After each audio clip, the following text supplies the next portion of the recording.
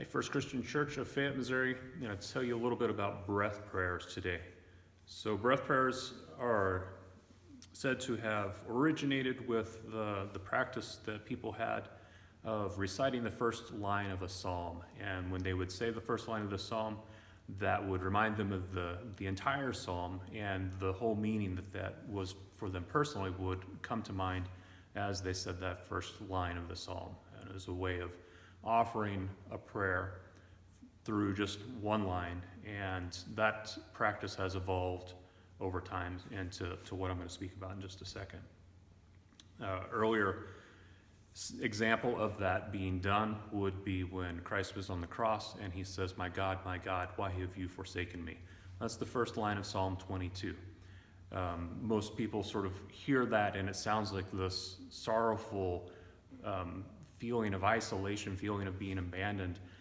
But if you read that entire psalm, it's actually a psalm of hope. While things may be difficult in the moment, if you go through the rest of the psalm, it does come into a time of great hope. So while Christ was on the cross and he says, my God, why have you forsaken me?" that may have been lifting up the entirety of that psalm in that moment. And so with that one line, he was able to proclaim a prayer of hope in that moment, or maybe provide a message of hope to anybody who would have been nearby to hear that. So you can use in breath prayers, the way it works is you have a phrase or a sentence.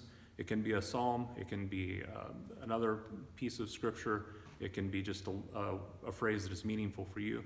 And so you take this phrase and you say that as you're paying attention to your breath. And as you go along, you'll say this maybe 3, maybe 4 times with paying attention to your breath as you say this psalm or this line of prayer.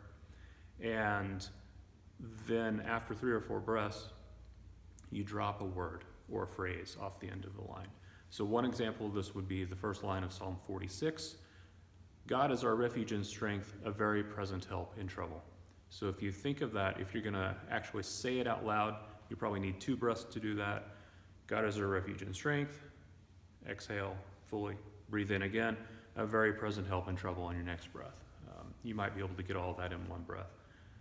If you are doing it silently, you can say one portion of that phrase on the inhale, another portion on the exhale.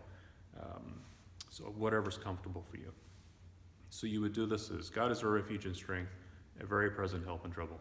Say that to yourself 3 or 4 times and really just sort of let that sink in, paying attention to the inward direction of your breath, the outward direction of your breath, and see how that sort of all flows together, paying attention to where you are, sort of listening for and looking for the presence of God in your time of prayer. So after you've said that 3 or 4 times, you drop off a word or phrase at the end. So then after you've gone through, God is our refuge and strength, a very present help in trouble, the next time you would say, God is our refuge and strength, a very present help. Just leave it there. Do that 3 or 4 times. Next time around, God is our refuge and strength, a very present. God is our refuge and strength, a very. God is our refuge and strength. God is our refuge. So on and so forth until you get to the end.